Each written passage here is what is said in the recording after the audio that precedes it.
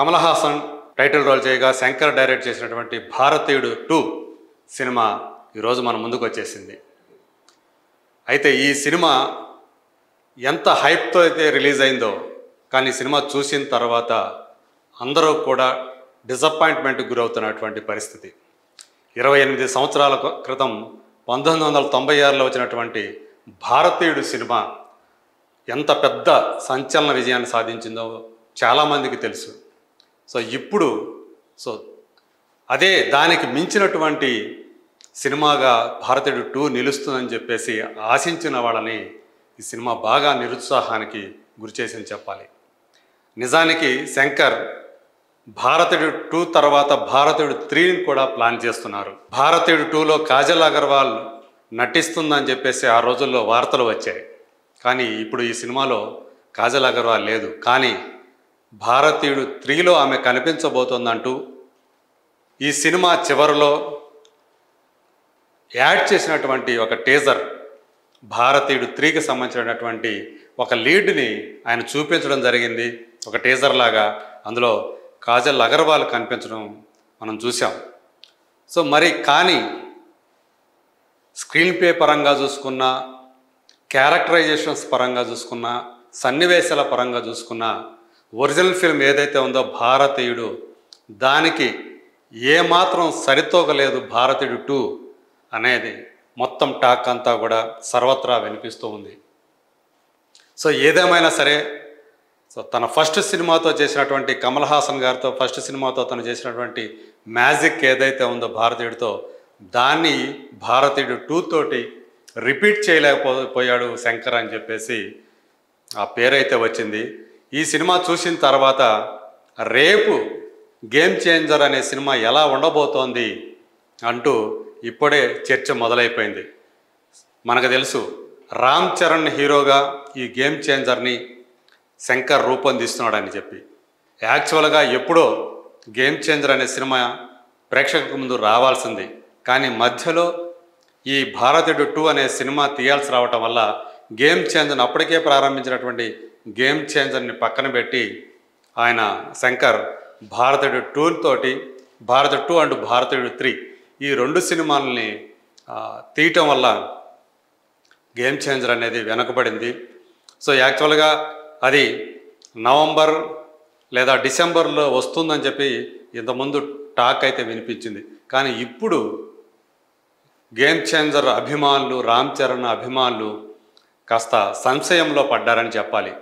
భారతీయుడు 2 సినిమా చూసిన తర్వాత ఆ సినిమా ఎలా రాబోతుంది, గేమ్ చేంజరు మనం అనుకున్న విధంగా వస్తుందా, రామ్ చరణ్కి అది ఘన విజయాన్ని అందిస్తుందా లేదా అని కొంత సంశయంలోకి పడ్డారు. ప్రస్తుతం మూడ్ ఎలా ఉందో ఒకసారి మనం స్క్రీన్ ద్వారా చూద్దాం. డేంజర్లో గేమ్ చేంజర్. ఎందుకు డేంజర్? RRR మూవీతో, రాజమౌళి డైరెక్ట్ చేసినటువంటి RRR మూవీతో రామ్ చరణ్కు గ్లోబల్ స్టార్ ఇమేజ్ వచ్చిన సంగతి మనందరికీ తెలుసు. ఆ RRR తర్వాత రామ్ చరణ్ ఆచార్య మూవీ చేశారు. కానీ ఆచార్య బాక్సాఫీస్ దగ్గర పెద్ద డిజాస్టర్గా నిలిచింది. అందులో రామ్ చరణ్ తండ్రి మెగాస్టార్ చిరంజీవి టైటిల్ రోల్ పోషిస్తే రామ్ చరణ్ ఒక అరగంట సేపు కనిపించే ఒక ప్రత్యేకమైన పాత్రలో ఆయన మనకు కనిపించారు. దాని తర్వాత ఆచార్య తర్వాత రామ్ చరణ్ శంకర్ డైరెక్షన్లో గేమ్ చేంజర్ అనే సినిమాని మొదలుపెట్టారు. దీనికి దిల్ రాజు ప్రొడ్యూసర్. ఇప్పుడు ఈ మధ్యలో మళ్ళీ శంకర్ ఆ గేమ్ చేంజర్ని పక్కన పెట్టి ఈ భారతీయుడు 2 ఈ సినిమాని తీసుకొచ్చారు. యాక్చువల్గా గేమ్ చేంజర్ కంటే ముందు భారతీయుడు 2 ప్రారంభమైంది, షూటింగ్ ప్రారంభమైంది. కానీ అక్కడ షూటింగ్లో టెక్నీషియన్స్ పైనుంచి పడి చనిపోవటం వల్ల ఆ షూటింగ్ మొత్తానికే అంతరాయం అప్పుడు కలిగింది. ఆ తర్వాత ఆ బాధిత కుటుంబానికి ప్రొడ్యూసర్స్ నష్టపరిహారం కూడా చెల్లించారు. ఆ టైంలో అది పెద్ద వివాదానికి కూడా దారితీయడంతో ఆ భారతీయుడు 2ని ఆయన తాత్కాలికంగా పక్కన పెట్టి శంకర్ గేమ్ చేంజర్ని రామ్ చరణ్తో ప్రారంభించిన సంగతి మనలో చాలామందికి గుర్తుండే ఉంటుంది. ఇప్పుడు ఈరోజు భారతీయుడు 2 సినిమా వచ్చింది. ఫ్లాప్ టాక్, నిజంగా చెప్పాలంటే ఇది ఫ్లాప్ కంటే కూడా డిజాస్టర్ టాక్ అనే టాక్ వచ్చిందనే చెప్పాలి.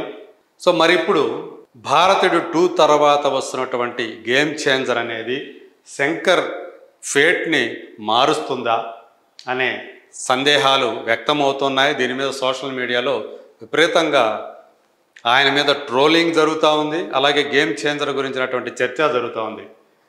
సో ఈ గేమ్ చేంజరు ఆచార్య ఫ్లాప్ తర్వాత వస్తున్నటువంటి సినిమా కాబట్టి రామ్ చరణ్కి కూడా ఒక కీలకమైనటువంటి ఒక పరీక్ష ఆ సినిమా అనేది. సో ఆయనకి ఆ సినిమా బ్లాక్ బస్టర్ ఇస్తుందా లేదా అనే ప్రశ్న ఒకటి తలెత్తుతూ ఉంది. ఇక్కడ ఒక ఆసక్తికరమైన విషయం ఏంటంటే రాజమౌళి వరుస ఫ్లాప్లు ఎదురవుతూ వస్తుంటే మనం చూస్తున్నాం.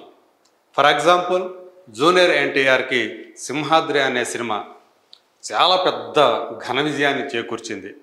అంతకుముందు రాజమౌళి తొలి సినిమా స్టూడెంట్ నెంబర్ 1లో కూడా జూనియర్ ఎన్టీఆర్ కథానాయకుడు. ఆ సినిమాతోనే అతను హిట్ ట్రాక్లో పడ్డాడు. సింహాద్రి సినిమా జూనియర్ ఎన్టీఆర్కి ఎనలేని క్రేజ్ని తీసుకొచ్చింది, విపరీతమైనటువంటి ఇమేజ్ని తీసుకొచ్చింది. ఒక మాస్ స్టార్గా చాలా ఆయనకు పాపులారిటీ ఆ సినిమాతో వచ్చింది. కానీ వయసుకు మించిన ఆయన వయసుకి కంటే కూడా ఆ సినిమా మరింత పెద్ద ఒక లార్జర్ దాన్ లైఫ్ సినిమాలాగా అది ఆయన అప్పటిదాకా తను చేసినటువంటి సినిమాలతో పోలిస్తే అది కనీసం 100 రెట్లు ఇమేజ్ని తీసుకొచ్చిందని చెప్పాలి. సో అలాంటి సినిమా తర్వాత జూనియర్ ఎన్టీఆర్ కెరీర్ ఒక రకంగా ప్రమాదంలో పడిందని చెప్పాలి. ఆయన వరుసగా సినిమాలు ఫ్లాప్ అవుతూ వచ్చాయి. రాజమౌళి తీసినటువంటి యమదొంగ అనే సినిమా ఒక హిట్ టాక్ తెచ్చుకొని కొంతమేర మళ్ళీ ఆయనకి సాటిస్ఫాక్షన్ కలిగించింది. బట్ మళ్ళీ ఏదేమైనా ఒక బ్లాక్ బస్టర్ చూడటానికి ఆయన చాలా సంవత్సరాలు వెయిట్ చేయాల్సి వచ్చింది. జనతా గ్యారేజ్తో మళ్ళీ నాకు ఆ బ్లాక్ బస్టర్ వచ్చిందని చెప్పి జూనియర్ ఎన్టీఆర్ స్వయంగా చెప్పుకున్నారు.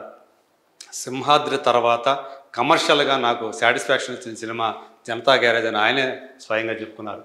ఆ తర్వాత చూస్తే ప్రభాస్ కెరీర్ కూడా బాహుబలి ఫ్రాంచైజ్ తర్వాత బాహుబలి 1, 2 తర్వాత ప్రభాస్ సైతం వరుస ఫ్లాప్లు ఎదుర్కోవడం మనం చూసాం.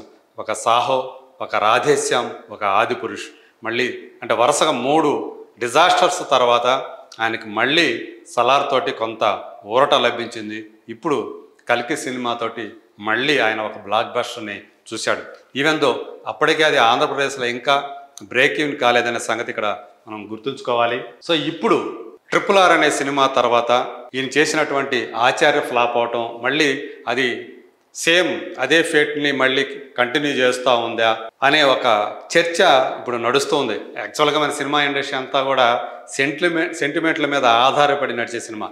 దానికి దీనికి ఏం సంబంధం ఉండకపోయినా బట్ లింక్ చేసి మాట్లాడటంలో మన సినిమా వాళ్ళ తర్వాత ఎవరైనా ఇప్పుడు కూడా అదే విధంగా ఈయన రామ్ చరణ్ వరుస ఫ్లాపులు ఏమైనా ఎదురవుతాయా అనే భయం ఆయన అభిమానుల్ని వెంటాడుతూ ఉంది. బట్ ఏదైతే ఆ గేమ్ చేంజర్ అనే టైటిల్ తోటి సినిమా తీస్తున్నారో అది ఖచ్చితంగా ఆయన ఫేట్ని చేంజ్ చేస్తుంది. అలాగే రాజమౌళికి హీరోలతో ఉన్నటువంటి ట్రాక్ రికార్డ్ ఏదైతే ఉందో, తను సినిమా చేస్తే మళ్ళీ ఆ తర్వాత ఆ హీరోలకి వరుస ఫ్లాపులతో ఇబ్బంది పడతారనే ఒక ఏదైతే ఆయన మీద ముద్ర ఉందో, గేమ్ చేంజర్ తోటి ఆ ముద్ర కూడా చెరిగిపోతుందని చెప్పేసి ఆయన అభిమానులు కూడా ఆశిస్తూ ఉన్నారు. సో ఏదేమైనా సరే, సో మొత్తానికి గేమ్ చేంజర్ అనేది ఒక డేంజర్ జోన్లో ఉన్నట్టుగానే మనం ఈరోజు చెప్పుకోవాలి. ఎందుకంటే ఇప్పుడు భారతీయుడు స్క్రీన్ ప్లే పరంగా చూసుకుంటే చాలా వీక్గా ఉంది. అందుకని సినిమా చూస్తున్నంతసేపు మనకి బోర్ కొట్టిందనే ఆ టాక్ ఏదైతే ఉందో అది గేమ్ చేంజర్ మీద కూడా ప్రసరిస్తూ ఉంది. సో దాని స్క్రీన్ ప్లే ఎట్లా వచ్చింది, బాగా వచ్చిందా, గ్రిప్పింగ్గా వచ్చిందా, సినిమా అంత ఇంట్రెస్టింగ్గా ఉంటుందా లేదా, భారతీయుడు 2 తరహాలోనే ఆ సినిమా కూడా ఉంటే పరిస్థితి ఏంటి అనేటువంటి ఒక ఆందోళన రామ్ చరణ్ అభిమానుల్లో కలుగుతుంది. బట్ ఏదేమైనా సరే, ఎందుకంటే దిల్ రాజు తన సినిమా సంబంధించినటువంటి అన్ని అంశాల్లో ఆయన పార్టిసిపేట్ చేస్తారు కాబట్టి ఆయన చాలా కాన్ఫిడెంట్గా ఉన్నారు. ఖచ్చితంగా గేమ్ చేంజర్ అనేది నిజంగానే ఒక గేమ్ చేంజర్ లాగా అవుతుంది, తెలుగు సినిమా మార్కెట్ని మార్చే ఒక చేంజర్ అవుతుందని చెప్పేసి ఆయన చాలా కాన్ఫిడెంట్గా ఉన్నారు. ఆ సినిమాకి పనిచేస్తున్న టెక్నీషియన్స్ కానీ యాక్టర్స్ కానీ చాలా గట్టి నమ్మకంతో ఉన్నారు. మనకు తెలుసు బుర్రా సాయి మాధవ్ ఆ సినిమాకి సంభాషణలు రాస్తున్నారు. ఆయన కూడా చాలా కాన్ఫిడెంట్గా గేమ్ చేంజర్ అనేది ఖచ్చితంగా ఒక బ్లాక్ బస్టర్ హిట్ అవుతుందని చెప్పేసి ఆయన మన ఇంటర్వ్యూలో చాలా గట్టి నమ్మకంతో చెప్పారు. సో చూద్దాం, సో ఈ సినిమా వాళ్ళ సెంటిమెంటు నిజమవుతుందా, లేకపోతే ఆ ఆ సెంటిమెంట్ని Shankar and Ram Charan combination break చేస్తుందా, అలాగే రాజమౌళికి ఇప్పుడు దాకా ఉన్నటువంటి ఆ రికార్డ్ ఏదైతే ఉందో, సో తన సినిమాల్లో చేసినటువంటి హీరోలకి తర్వాత వరుసగా ఫ్లాప్లు ఎదురవుతాయి, అది కూడా ఆ ముద్ర కూడా చెరిగిపోతుందా, ఇవన్నీ కూడా మనం వెయిట్ చేసి చూద్దాం.